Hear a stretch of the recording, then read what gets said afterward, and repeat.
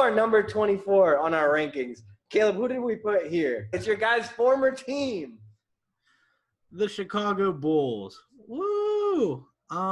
They went 22-43 last year. I do think they're gonna do better because they got a new coach. They got rid of that Humpty Dumpty looking guy, but I don't know. They improved their roster. Their draft was something.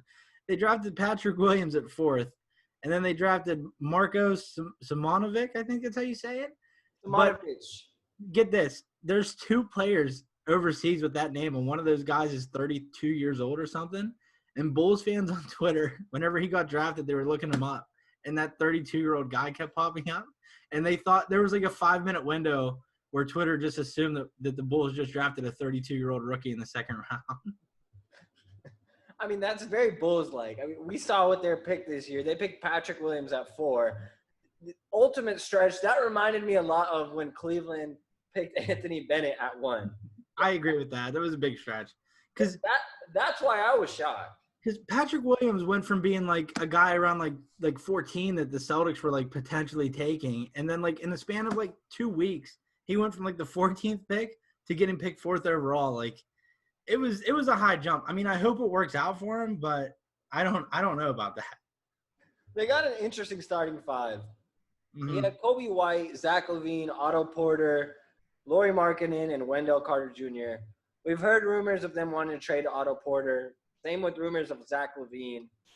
I don't really – and honestly, Lauri Markkanen, I've heard rumors of them wanting to trade their entire team. Hey, I've heard rumors about Wendell Carter Jr. too. Probably Kobe White is the only safe one in Chicago because I don't see anyone else being there long term. I mean, Chicago to me is just – they're so confusing. They are. I mean, they did hire Arturis, who I think he's a great GM. I think he's going to be a really good fit there. Getting rid of their former GM, Gar Forman, former brother of George Foreman. Stop it. I'm so glad he's out of there. Bulls fans couldn't stand him. I don't know too much about Chicago Twitter, but from what I've seen of them, they couldn't stand this guy. Like, I know Jim Boylan was a freaking Humpty Dumpty looking dude, but Gar Forman was just – he's the guy that hired him. All right, let's be real. He's the guy that hired Jim Boylan, and Jim Boylan couldn't even coach a middle school team. This roster, this year is so important for this roster, man. I'm just looking at some of these guys' contracts. Like, this year is really the most important year for the Bulls' future and current plans. Who do they even have going into next year? Zach LaVine is on an expiring next year. He'll be a free agent in 2022, right? If he doesn't have – like, if they don't have a really good year and he's an expiring contract worth $19.5 million, he could very well end up getting traded to a contender because that's a pretty decent contract to be bringing in if you're a contender and you have the space. Here's the thing. I've been known on Twitter somebody isn't the biggest Zach LaVine fan. I think at times he was inefficient, but last year he took a leap. But I think he took a leap so much that like he's too good for that current Bulls roster, if you know what I mean. And like if that head coach, who did they sign? They signed what coach did they sign? Thunder coach. What was his name? God damn, Billy Donovan. So they brought in Billy Donovan, and if he can't like shift the tides there, that they could very well end up blowing it up next year. This season's very important for them. I'm really excited to see Billy Donovan there. I think that's a huge pickup for Chicago. He's really good at developing young guys, and we've seen it in college. He's a really good college coach. To me, that's a perfect fit in Chicago. I really like him with that roster. I just don't know what their ceiling is. To me, that roster isn't too exciting. There's nothing about it that jumps out at me and is like, yeah, this player can be a superstar. Like you said, Zach LaVine, right? And he took a jump. But how much further does Zach LaVine really have to go? And we talked about this earlier with potential. And guys, you want to have guys with extreme potential, right? Like, for example, if you're in tryouts and – you have a guy that has all the skills, but he still dribbles like he's an 8-year-old kid. But then you have a guy that can dribble super fundamentally, and that's his ceiling right there. You're going to pick the guy who can't dribble. Why? Because you can boost his ceiling. He has a lot more room to grow. For me with Zach LaVine, it's like, how much more room does he have left to grow? He is what? How old is he now? He's gonna be 26 soon. Okay. So, and you look at that though, and you're like, man, this is usually around the age where players they stop really developing, and then they get into that prime where like this is the best version of themselves, and they might tweak a couple things, but for the most part, this is what you have, and that's. I don't know if he's enough. Like I said, he's good and he's too good for that roster, but I don't know if he's good enough to really lead them anywhere. You know what I mean? I agree with what you're saying. We might honestly have the Bulls a little too low here. We'll see. I agree, but I'm just curious how big of a difference Billy Donovan makes. Like in my mind, I'm thinking he's going to make a huge difference for this roster, right? Like he's going to boost them. But then I'm like, how good is their roster really? You know what I mean? Like you can only work with so much. And while they do have fun players on the roster, Patrick Williams at 4, it's an iffy pick. But that tells me like he needs development, right? Like they need to develop him. He's a really raw player. So what are they really going for? You know what I mean? Like, do they want to win now? But then it's like, do they have the roster to really win now? You know what I mean? Like, I get it completely what you're saying. That's why to me, I'm like, we might have them low. And my argument for that is because Billy Donovan left the Thunder for this specific reason. He said he did not want to tank. He didn't want to be a part of another rebuild. And this makes sense why. I mean, to me, it makes sense, but it doesn't make sense. Why would you go to Chicago? Yes, Chicago is a team that's not rebuilding, right? They're in the middle of a rebuild. But are you really in the middle of a rebuild? Otto Porter's probably going to go. Lauri Markkanen is on the verge of falling off the scale of is he going to stay in Chicago, is he not? Yeah. Wendell, I haven't seen anything from him that really jumps out on the screen that can show me that he's going to be one of the best bigs in the league. I haven't seen it yet. He's a very, like – he was always compared to Al Horford. And in terms of that guy who's he's not gonna put up big stats, but he does stuff right. But Al is still very good. Al at a young age was a really, really good player. Yeah, he was.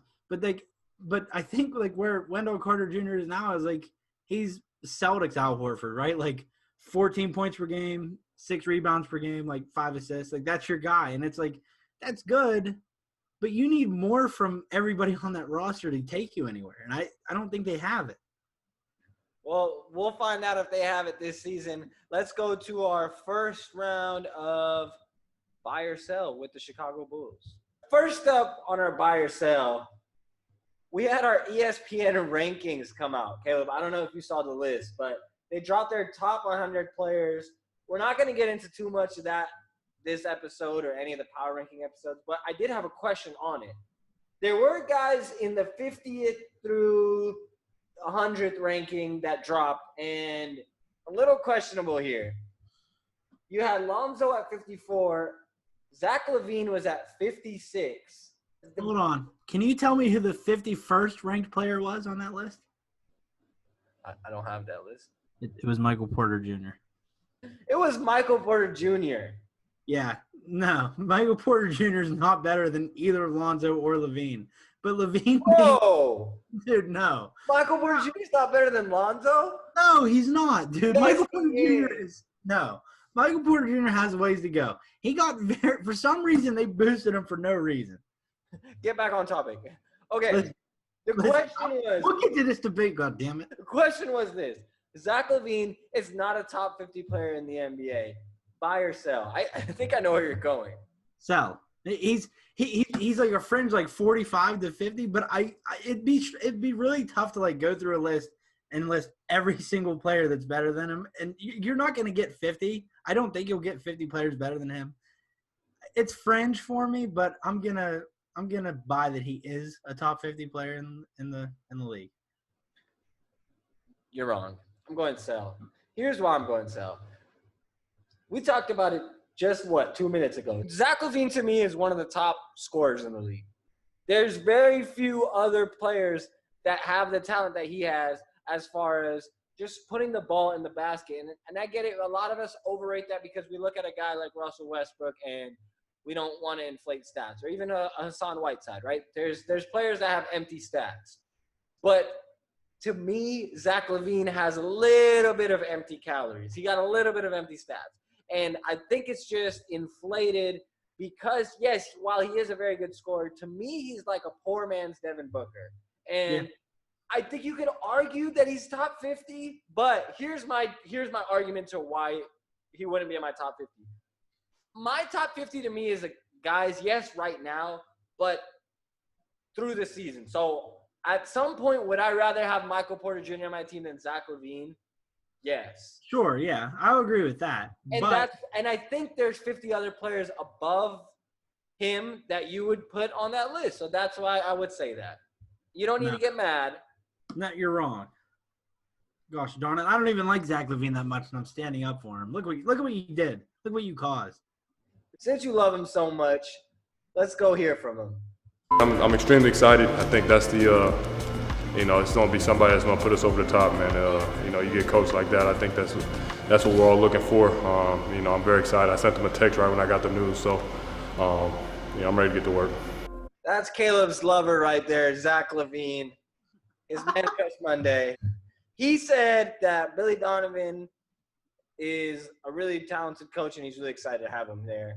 I'm not surprised. Poor guy had to deal with Jim Boylan before. Caleb, Billy Donovan is the right coach. Are you buying or are you selling? I'm going to hold. I'm allowing myself 2 holds per episode, and I'm going to use one right now. I don't know if he's the right coach, to be honest with you. He is a good coach. But like I said with that roster, it's kind of like a 1-year make or break thing, honestly, from like the outside looking in. I'm going to hold on this one. How about you? I'm going to buy. And here's why I'm buying.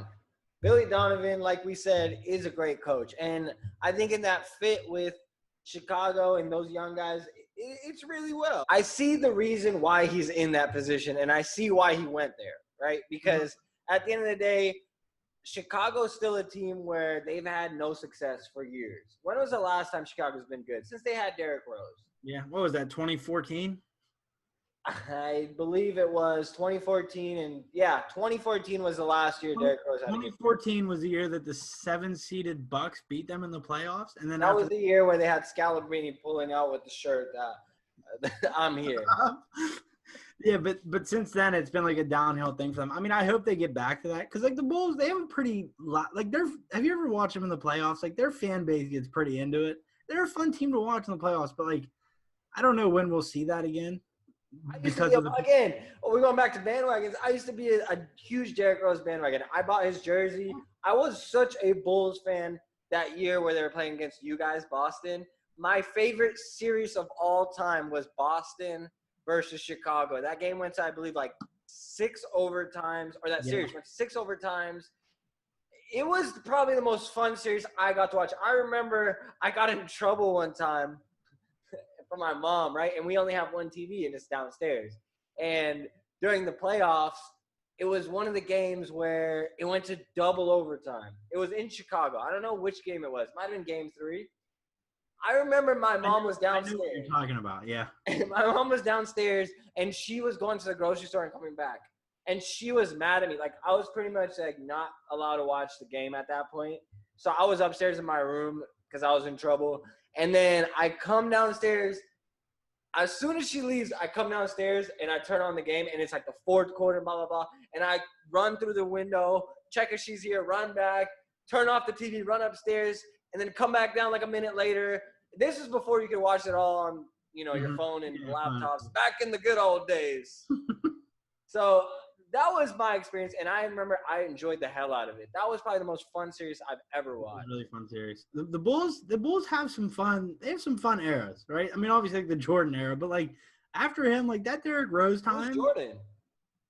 Michael Jordan, Charlotte Hornets owner. Wait, you're talking about the guy in Creed, right? No, that's Michael B. Jordan. Orange Juice from NBA 2K19. Or what was he on? What 2K was he on? 17? Yeah, he's on 2K, right? The guy on 2K? The guy who does the 2K stuff? Yeah. The handsome guy, right? The one that every girl thinks is handsome? Yeah, that one. Yeah, he has an alcoholic issue, doesn't he? No, his dad did. Oh, so he has a gambling issue. Is that the guy? Move on.